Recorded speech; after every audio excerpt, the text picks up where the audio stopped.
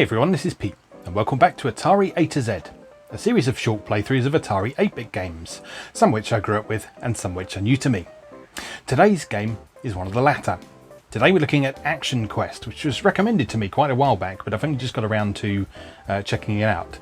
I'd actually completely forgotten about the recommendation, to be honest, but then I looked on the Atari Mania page for it and saw a comment from myself saying, oh, I should check this out, closely followed by a comment from Into the Vertical Blank saying that yes, I should definitely check this one out. So I'm finally checking it out. Action Quest was a 1982 release from JV Software, developed by a guy called Jack Verson, who is presumably the JV of JV Software.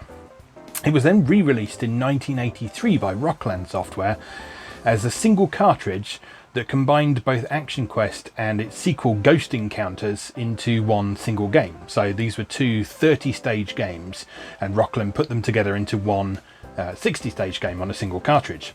And the combined version was known as Castle Hassle.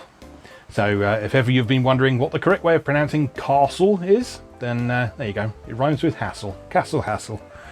Northerners represent. Anyway, the game was originally marketed as a real-time adventure game with no keyboard input required.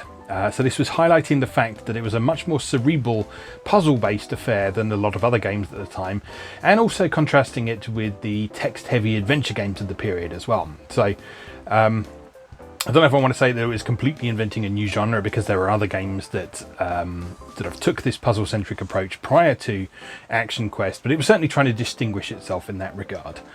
And it's a really cool game as well. Yeah, I've really enjoyed checking it out so far.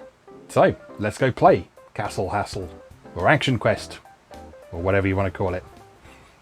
Okay, here we are with Action Quest, which, like I say, I've been meaning to check out for a while, but haven't got around to until now. So thank you to those who have previously suggested this to me. Here we are. It's Action Quest. If you hear fan noises and stuff in the background, please bear in mind that at the time of recording, it is the height of summer here in the UK. It's been extremely hot, and it gets pretty hot in here while I'm recording for some reason. I think it's just sort of the whole sitting closely and wearing headphones and that sort of thing, but it gets very hot and sweaty in here, so I've kind of got to have the fans running at the minute, otherwise I will probably faint, and no one wants to see that. So anyway, Action Quest, here we are, copyright 1982, JV Software. Let's hit start and begin. So in this game you play a ghost, and you move around and you can shoot by holding down the button to point in a particular direction and then releasing to fire a shot. So these red lines here are doors. So you pass through a door and that reveals a room with a treasure for you to acquire. And you see in the bottom left corner there's a name of the room as well. So in this case it's called the Magic Touch. So that will usually give you a clue as to what you expect it to do. But they're often not quite as simple as they appear. So for example, in this room, if I go and just grab the treasure, exactly what you expect to happen happens. And there we go. So that then sends us back to the start of the level, but we can go and try that again and figure out what we actually need to do. So the name is the Magic Touch. So what we can do is we can touch this from afar by using our shots. And you'll see that that gradually nudges the treasure out of its position, and we can then go and grab it safely without getting squished between the two coloured blocks. There we go. So the trap still goes off when you grab the treasure, which appears to be a bread roll or a croissant. And then you score a point for that. So you can see my score is now 1/0. So when you finish the whole level, you get time bonuses added to your score, and that is what then goes after the slash. Right, this one looks too easy. Certainly does, doesn't it? So we just have to proceed through these diagonal passageways. Grab the treasure. And oh no, bad guys! Better shoot them.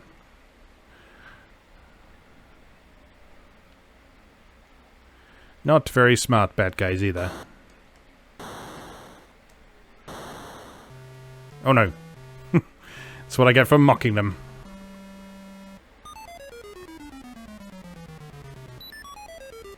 Alright, let's go do that again, shall we?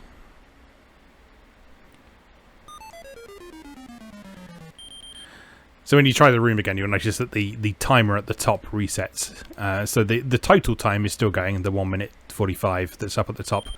But the time which is counting down, that resets to, you've normally got about 15 ticks on that timer, which they're not quite seconds, I don't think. But yeah, you have 15 ticks on that, and the quicker you solve the room, the more points you'll get when you've solved the whole level. So we're about halfway through this now. Let's head for this one. So this one is called Boxed In. So first of all, we just deal with that enemy. And we can see that the lovely green crown that we want... Oh no, it's behind a wall. What can we do? We Yars revenge it is what we do.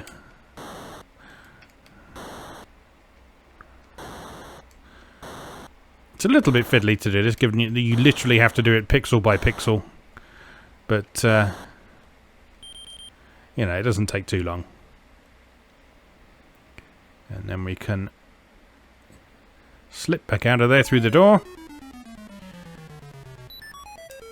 Back into the main chamber. And go down and do the last challenge on this level. Bountiful bullets.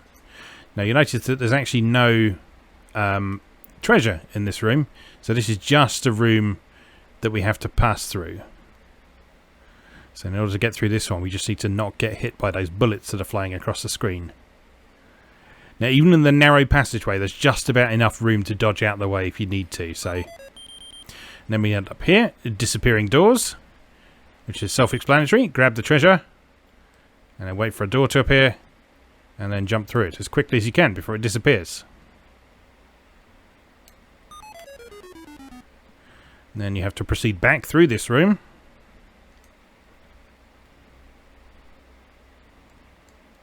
In order to get back to the main antechamber, if you will.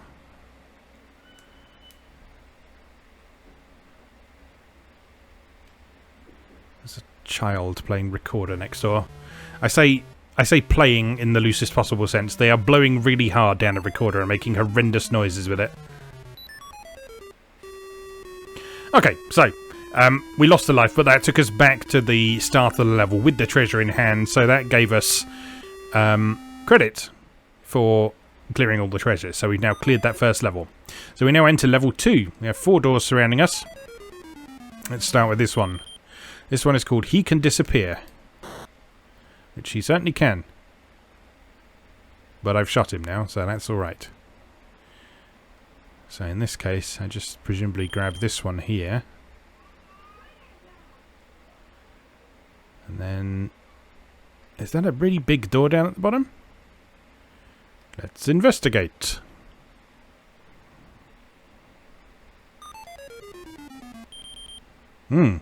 Radioactive room. Okay. So this one we need to, again, avoid those bullets that are emanating from that big U in the middle, which is presumably a lump of uranium or something. Oh, that's tricky. Well, okay. Let's go this way. Different level. 2 roads. Okay, so there's just 2 doors out of this room. So we just have to proceed through the maze and pick a route.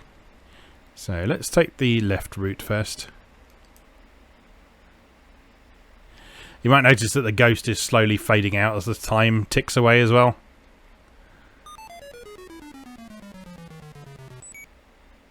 Oh, okay. I guess that's the wrong road then.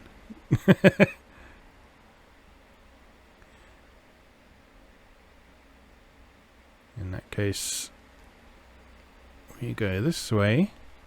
Time's pretty tight in this room, actually. So you've got to be decisive about which way you're going.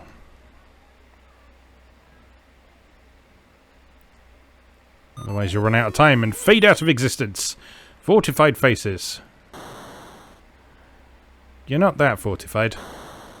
Given that you came straight for me. Oh, they're hard to hit though. Oh, and I can't kill them. That's a little bit tricksy. Let's try this way again.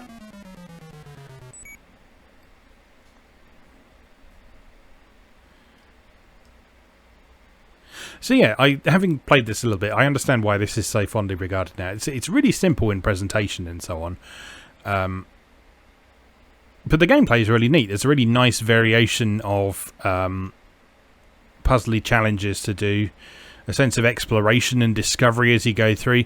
It reminds me quite a bit of, I think it's called Venture on the ColecoVision. I mean, it's not the same as Venture by any means, but it's a similar sort of idea, proceeding through different rooms that are themed in a particular way in order to score treasures. Oh, we're back here again.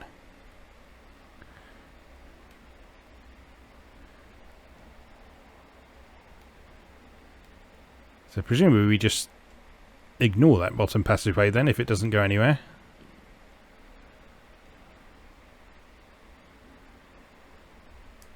I guess. We'll find out.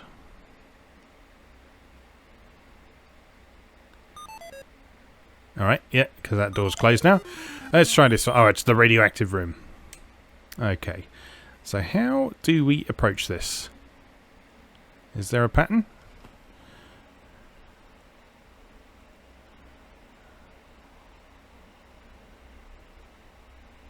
It looks pretty random to me. I guess you just got to watch where they come from and position yourself in such a way that you don't get hit by them as they come out. And you nab it and you sneak back out. Oh no! So close. That's what you do though. Right. Let's do that again. 4 lives left. We can do this. We can do this. Alright, so position yourself so the diagonal ones can't hit you. Nab the treasure. Sneak back out. Zip through there. And out the door. Lovely. Too many doors. Oh, wow, the whole walls are doors. So presumably you want to not touch those. And grab the treasure. And then can we just... We can! Yes! Lovely. So that's 2 levels down. We've now got a score of 22 in total. And that's 8 of the 30 treasures that are in the game. So, making good progress. Alright, level 3. Let's have a look out here. What are we doing here? I don't know. What do you do in here? I would assume you just go out the other door. Speedy little devils. They are indeed speedy little devils. Keeping way away from my tankard. Right, let's try another door. What about this one? What prize? This door, maybe. Or death.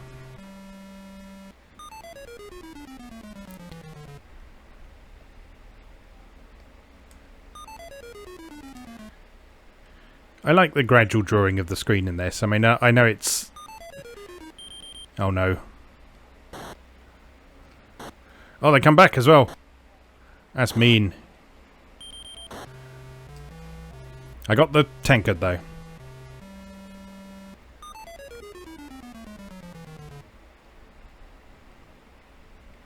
So that's something. They got 1 life left. Push him back, push him back.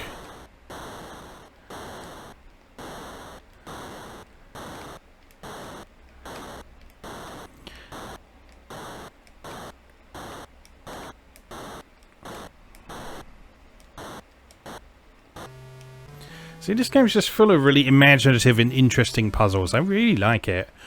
Like I say, I can understand why this was recommended to me and why it seems to be such a fondly regarded game.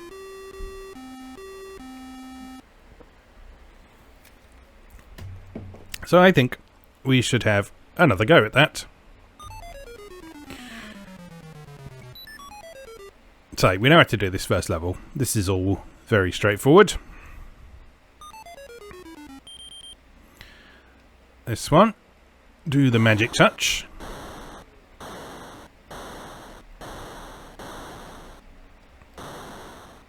The idea of rooms with names like this is something that I really miss from 8-bit games specifically. It's something I very much associate with 8-bit games. Stuff like Jet Set Willy and that kind of thing. But also, as you can see, games like this. And games that have been released more recently that are specifically trying to pay homage to 8-bit games. The ones that do the best, they bear stuff like that in mind. Like if you look at Terry Kavanagh's VVVVVV, that's very much designed to look and feel like an 8-bit game. I think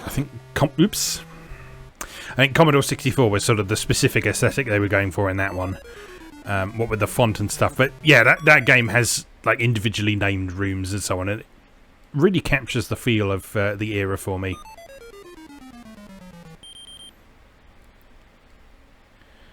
Right, let's try that again.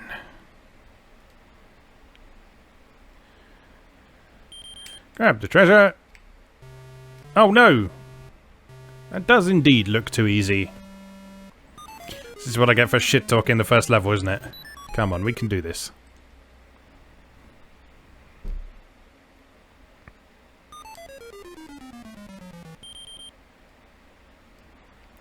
And interestingly, in this one, you don't get the credit for this treasure unless you actually successfully make it back to the entrance chamber.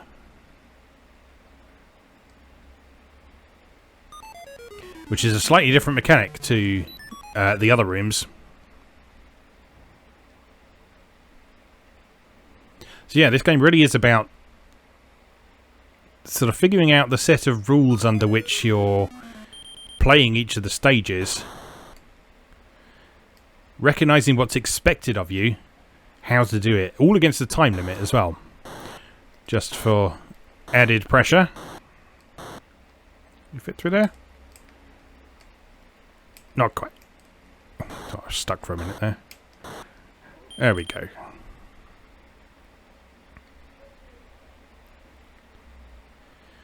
And it's nice to have a game like this where your score is purely based on progress and skill rather than sort of being able to grind random enemies and stuff like that. So like there is shooting and stuff in this, but there's no point just standing around shooting enemies because it doesn't get you any benefit. In fact, it's literally a waste of time. So your focus should always be very much on heading for the treasures or the doors or whatever you're doing, so that you get that decent time bonus when the level does finally come to an end. There we go, landed right in the door there.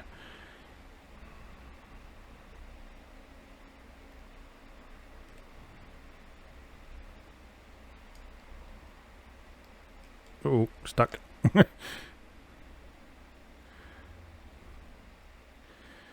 And you thought getting stuck on scenery was just a 3D graphics thing. No, it has a long and proud tradition that goes back to the 80s. Alright, level complete. We got 14 points that time.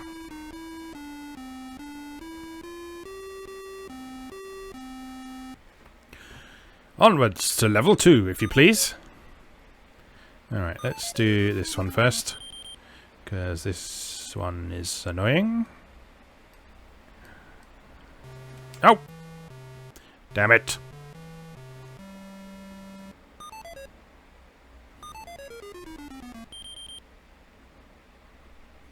Right. Carefully. Carefully. Sneaky, sneaky. Grabby, grabby. Sneaky, sneaky. Very good. Right. Onward.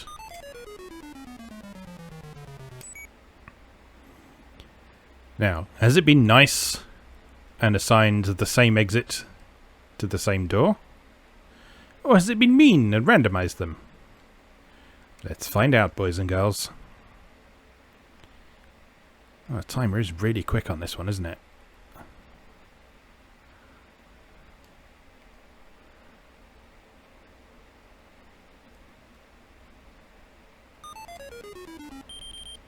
Alright.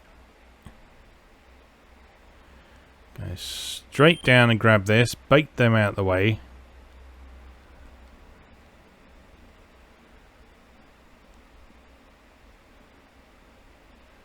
And then sneak out the door. Lovely job.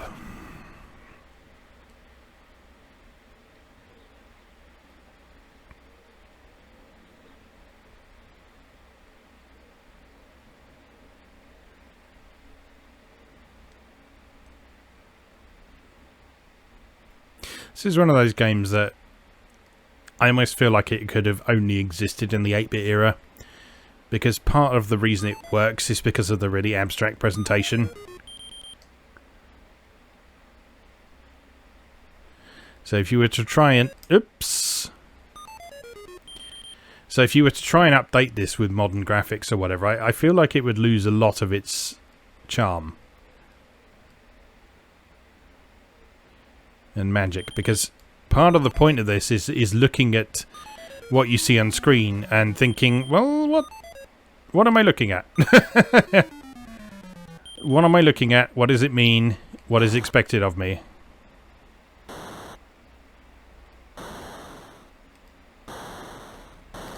Stop dodging. Yeah, I'll leave him to it. Go and grab this, whatever this is.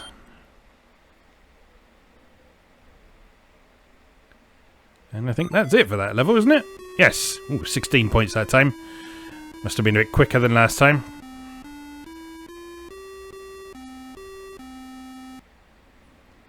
Alright, onward to level 3 and certain death. Alright, let's try this way.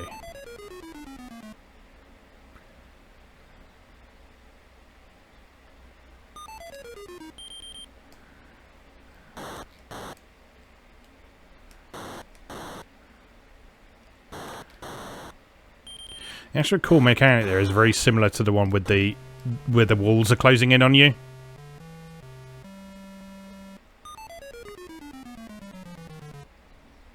Oh, did we not get credit for that? That's annoying. Right, so just leg it in this one.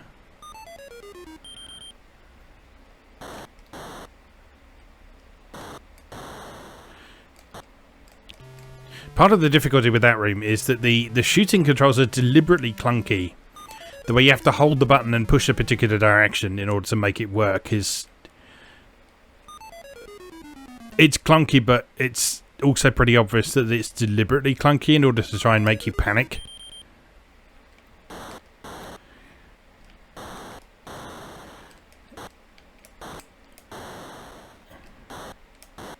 Which, as many of you will know, is a trick that is commonly used in sort of survival horror games.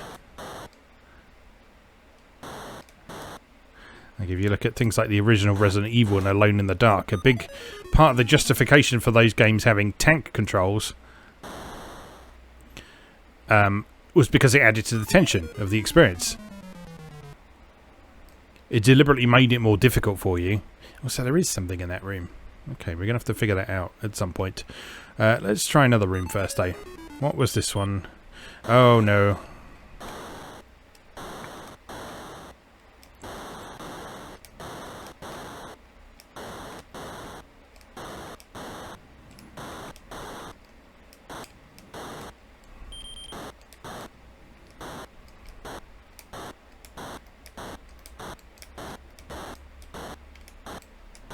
Get away. Get out of here. Go away. Leave me alone. No, no. That's really hard.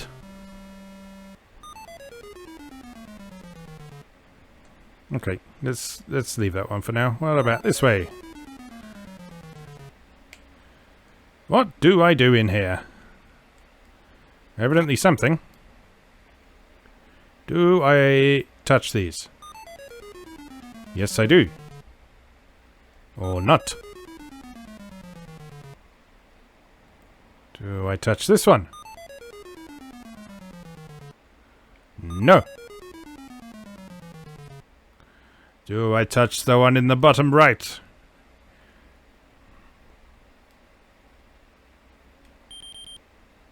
Yes.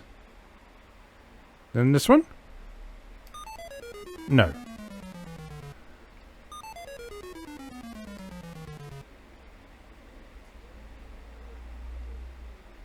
So maybe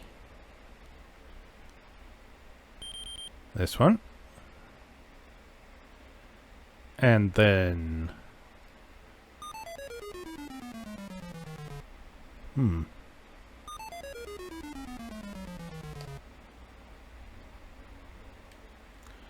how peculiar. So searching this one definitely does something.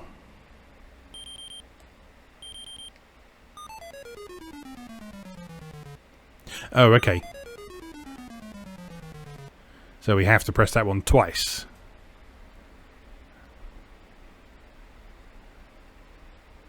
So that one. That one. This one? Nope. Oh, this is frustrating, isn't it?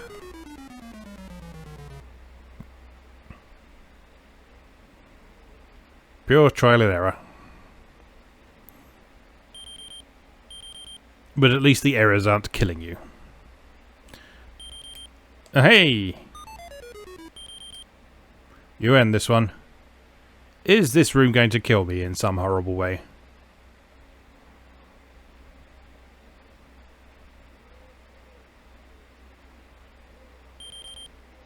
No? Okay, I will accept my prize.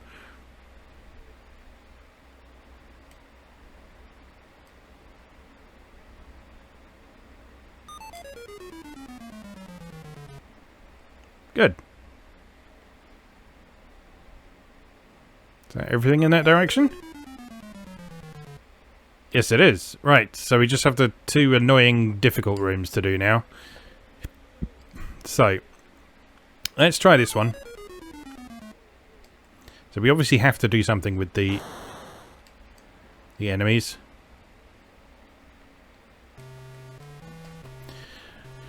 Which is not dying to them. I would suspect perhaps shooting them, but they move quite quickly, so it's difficult to kind of get a...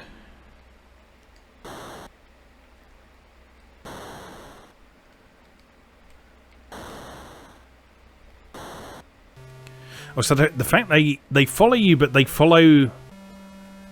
don't follow like your center point, makes that quite tricky to aim at them.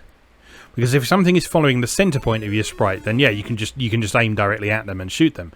But in the case of these guys, you have to sort of aim. There you are. You have to aim off center and bait them into the path of your bullet, and then killing them gets you your prize. All right. Just the squishy walls room to do now, and I've got 2 lives to do it with. I don't fancy my chances much, mate.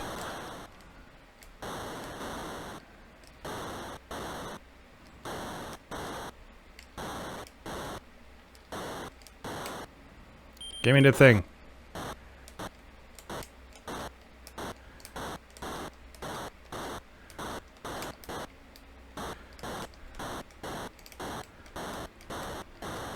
Come on, I got this. I got this. I got this. Done it! Hooray! Only 7 points for this level. Disappointing. We got 12 out of 37 now. We're nearly halfway through. I suspect level 4 is probably going to be the end of us, though. Alright. Let's go this way. Sliding wall. Uh oh.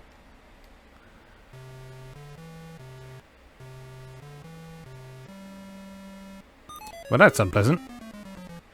Let's try another room. Can't take this away from me. I beg to differ. Oh, you're a pain to... That didn't work.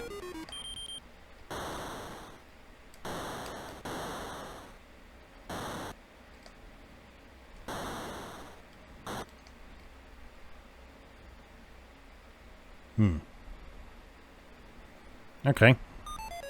So we have to do something else there. He only looks dead. So I guess he comes back to... Yes, he comes back to life.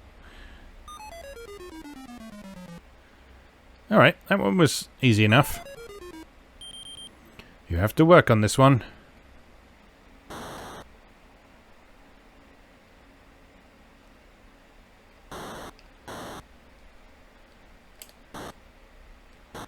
Can't go through that wall. What happens if we go through here? Why can't I shoot? Because you're not allowed.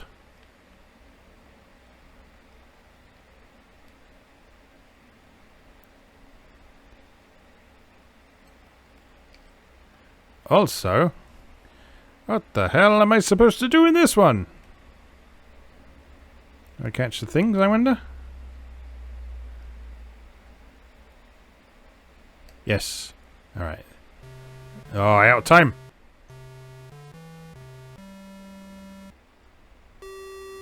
Rank Gamesman. I'm officially the Gamesman. Ah, that's nice to know, isn't it? Anyway, that was Action Quest by JV Software. That's a really cool game. I really like that. I'm going to have a look at that and its sequel, Ghost Encounter, and the combined version, Castle Hassle. So yeah, we'll look into those at some point. But yeah, thank you if you were someone who recommended this to me, because I know a couple of people have mentioned this to me in the past, and I've been meaning to check it out for a while, but I had also forgotten about it for a long time as well. So apologies for that. I wasn't ignoring you. I was just being forgetful and old. Anyway, as always, thank you very much for watching, and I'll see you again next time.